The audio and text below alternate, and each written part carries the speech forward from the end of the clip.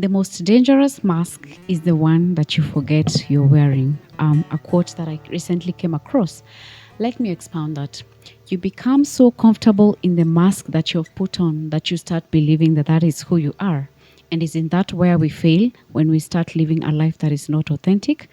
My name is Jane. Welcome to Make an Impression. Today we talk about embracing our authenticity through honesty and having conversations with God. Thank you so much for tuning in, and I hope you enjoy this conversation.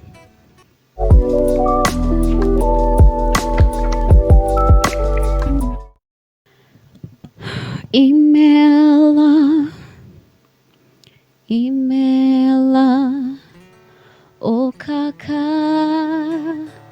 oyekerua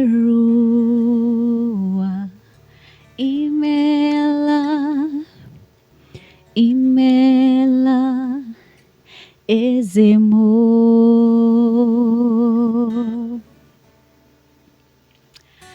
That is performance, right?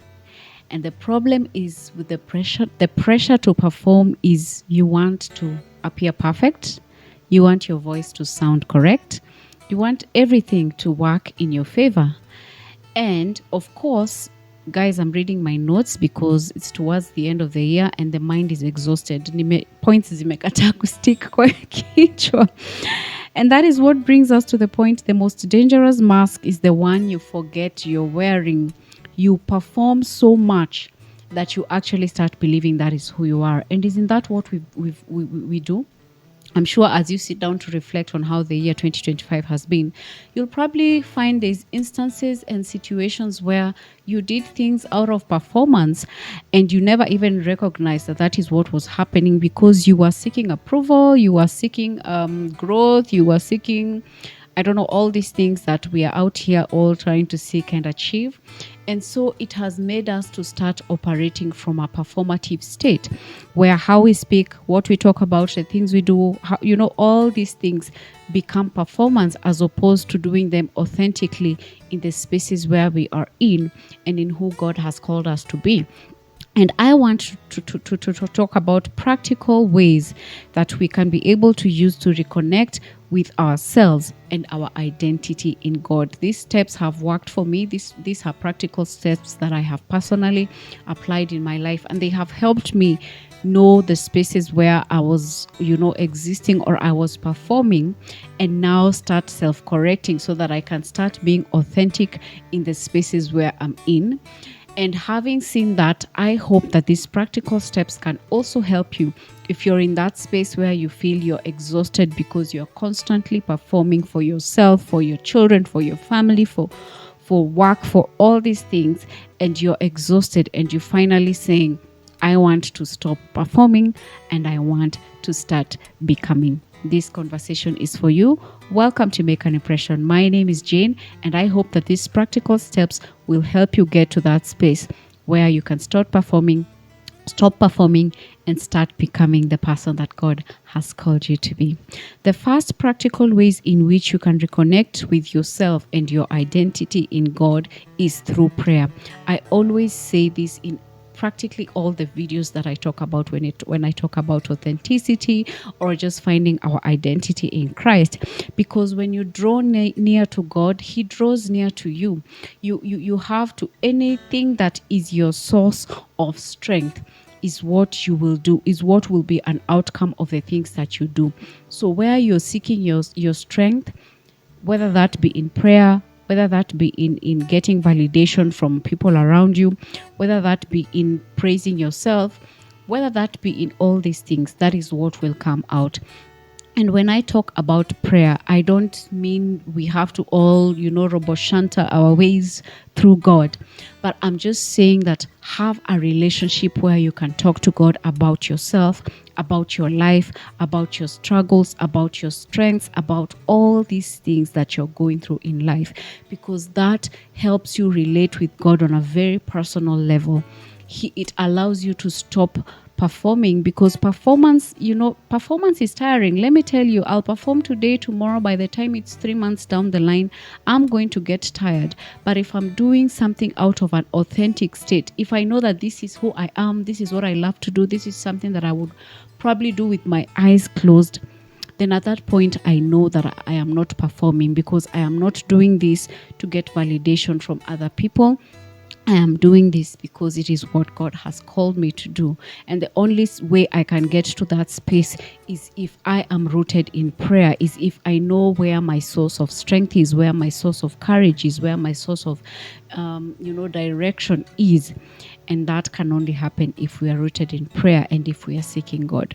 So seek God if you want to start living an authentic life. If you want to stop performing, you've got to ask God to help you, because it's not easy, especially for us introverts. I always feel a little bit extra kanini for us introverts, because I know how much I have struggled to be able to get out of that space where I can stop looking at my life as a performance and start living a life that is truly rooted in Christ. And so I would like for you to start at that place of prayer, at that place of vulnerability, at that place where you can say, I am struggling with this. I am struggling with speaking up. I am struggling with, speaking up for myself. I am struggling with setting boundaries. I am struggling with these things. God, show me, help me, so that I can start living a life that is authentic, a life that is not, that is not in a performative state 24 hours. Because if what you're doing in public and what you're doing in private is different, then that's how you know you're living in a performative state. The second practical way in which you can get away from the pressure to perform is journaling. I talk about journaling here quite often, because I know that when you start writing things down, there's a way you calm your nerves. Your nervous system starts, responding to your thoughts, starts responding to that calmness, starts responding to every thought that you put down, every struggle that you're saying, today I really struggled with this, or, I'm really struggling with this thing, or, I really did so well on this thing, where do I know the boundary between being proud and being grateful of the things that I've been able to achieve, And the only way that you're able to do this is if you're able to journal your thoughts. Journaling really, really helps put you together. It helps bring you to a state of gratitude, bring you to a space of acceptance, bring you to a state of self-awareness. And we want to be able to get there so that we can start living authentic lives. I mean, if all of us were living our lives authentically, if we were seeking the things that we know God has called us to do, if we were being honest with who we are, with the things that we are struggling with, and how we are resolving these things, or how we are moving forward for in these things, it's a really good place to be. And I really hope you can try journaling. Journal your thoughts, journal your fears, journal your dreams. Even the Bible says, we like quoting the book of Malachi that says, write down your vision, and we think that needs to be a big thing on a board. But even when you're journaling, it's a form of writing down your vision. It's a form of speaking to God. It's a form of affirming yourself. It's a form of all these things. And the Bible says that he may run who reads it. So for you who keeps journaling and you come back and read what you've written, it helps you run with it. If you know you're struggling with prayer, then you journal that and you start doing something about it. Those are practical steps that will help you to start being authentic in the journey that you're in. The last thing is scripture repetition. I always say that you are what you repeatedly do. And so if you repeatedly complain about your life, then unfortunately you become that life that you keep complaining about. If you repeatedly talk about your weaknesses or your failures or your struggles, unfortunately that's what is going to come off of you. Not because you're weak or not because there's anything wrong with you, but because that is what you repeatedly do. You repeatedly complain, you repeatedly, talk negatively upon yourself. But if you start doing things differently, if you start repeatedly speaking scripture into your life, if you start talking about, I'm fearfully and wonderfully made, every morning you remind yourself that all things work together for the good of those who love the Lord. You remind yourself that I can do all things through Christ who strengthens me. What happens is throughout the day, that is what guides you. So you become what you repeatedly speak upon yourself, what you repeatedly write, what you repeatedly do. And for me, scripture is one of the biggest way in which you can start living an authentic life. Know scripture for yourself, because that's how God speaks to us. That's how God reminds us who we are. That's how God works on our weaknesses. That's how God works on our fears. That's how God speaks to us. And if this is something that you repeatedly do, that is who you're going to become. So I hope you repeatedly speak positive things upon your life. I hope you repeatedly embrace who you are. I hope you repeatedly start speaking positively upon your life. Start believing that God can do great things through you. Start believing that you can conquer that struggle that you have been experiencing probably over a period of your whole life, and you think that this is something that cannot change. I hope that you start repeating scripture, you start repeating positive things, speaking positively upon your life, because that is how God is invested in changing us. Even the Bible says, "Come to me, all ye who labor and are heavy laden, and I will give you rest." God wants to give you rest in that thing that you've been struggling with, whether it's alcoholism, stealing, not being able to save, wasting money, all these small things that we go through in our lives, and we think, oh, you know what, in our family tuko hivi, so maybe it's just something that I have acquired, ni genes zetu.